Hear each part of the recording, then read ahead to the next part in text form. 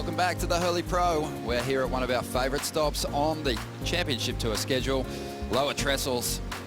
It is a high-performance wonderland, and we're about to see Stu Kennedy take on Adrian Buchan, their first head-to-head heat. Really good run going into his favourite leg with those past three events, but just didn't get the results that he so desperately wanted. And now finds himself kind of in danger of falling below the cut-off mark if he's falling out of the contest here. He's got to be careful. Stu Kennedy, on the other hand, has had a lot of round two shockers. So he's trying to turn things around with a big result. Good start here, digging in on that first turn. Swings that tail around on move number 2. Loads up, you can see just the speed he's able to generate with these designs. That wave was basically fading away, and he was still working hard.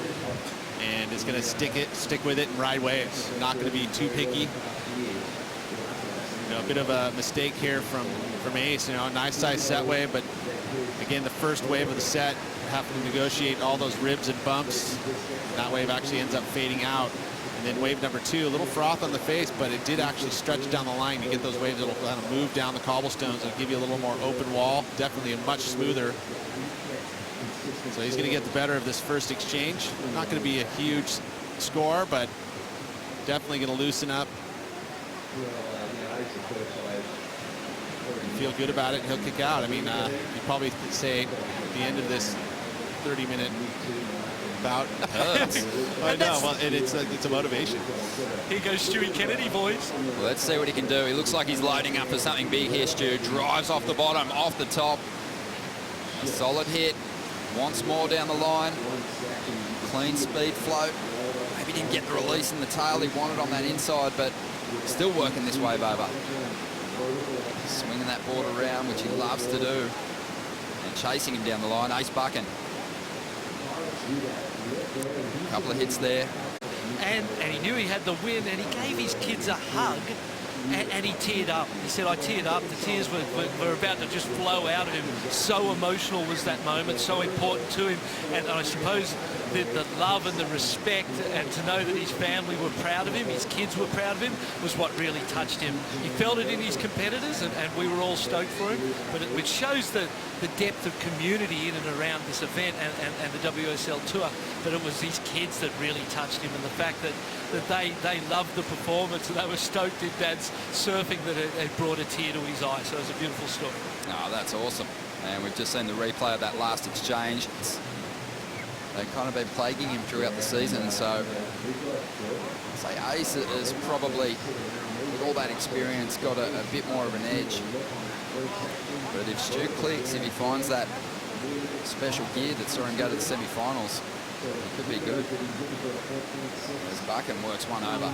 I'm just looking for the 4.6, and this is why Ace is so smart, is that he knows when needs to get into the lead. That helps him to start to control the heat at the end of it. You know, if he has that priority, and that's where he wins a lot of heats, because he just makes good decisions at opportune times throughout the heat. You know, and if you look at Stu Kennedy right now at 30 in the rankings, you know, this is one of those heats where he's in a desperate situation of putting results up. But Stu Kennedy during the break picked off this wave. He needs a 5.81 to get back in front. Wow, nice little drift on that first maneuver. Attacking the second one. Little foam climb, and here's where the wave kind of lets him down. But it does get a little resurgence here. Oh, little stumble. So you'd say looking for the 5.81. Ronnie, I'm not quite sold. Ability to hold that speed, and sometimes he'll almost do that in light of you know, doing a dynamic maneuver. It's almost he wants to keep that flow. He feels like that is so much more important sometimes. He's always had a lot of, well, a deep bag of tricks. He almost rises to the occasion with pressure. Well, let's see. See if he can avoid our jinx as he just glides through that first carve, just pacing himself, waiting for the wall to stand up. He's having to chase this one down a little bit. It's not really panning out on the outside the way he would have liked. but there's some points here on the inside. There's a solid hit.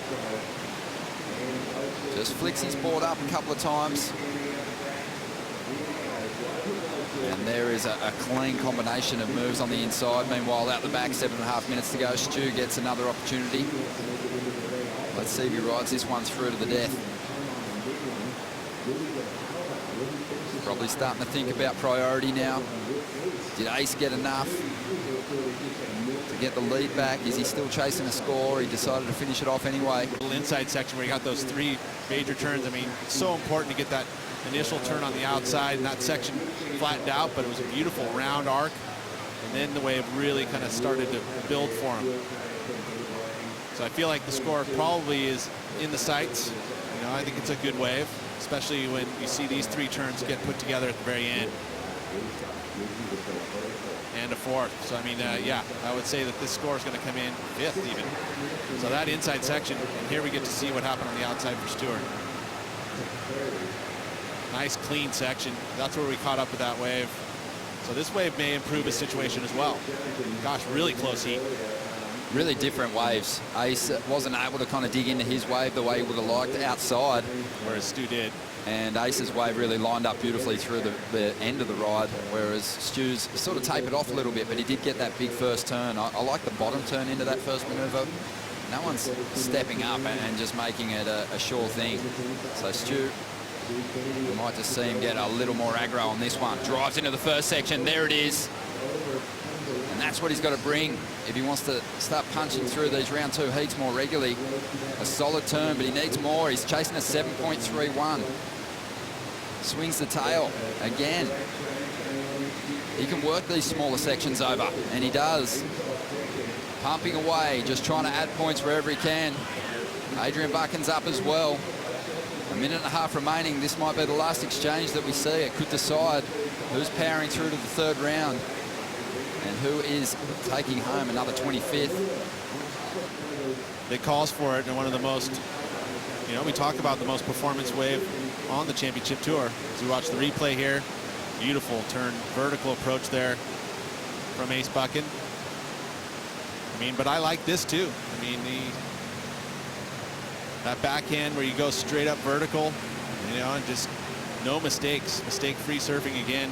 How many solid turns does Ace have to do to make up for this, though? That high-risk first turn option. Well, there's 3 of them that I think that, I mean, I feel like you probably see these judges go an improvement for Ace as well as Stu. I mean, for me, this wave really had the potential was on that outside section with the air. Although he finished up strong too. I like the risk that he threw into that first section. Ace's surfing's always so smooth and clean, but no, at Trestles, you kind of want to encourage that approach. Guys to go all out. Well, the number has come through for Stu Kennedy, and not even close, really, a 6.6. Ace Buchan squeaking through. He improved on his lower score. He got a 6.6 to get the win and move through to round 3.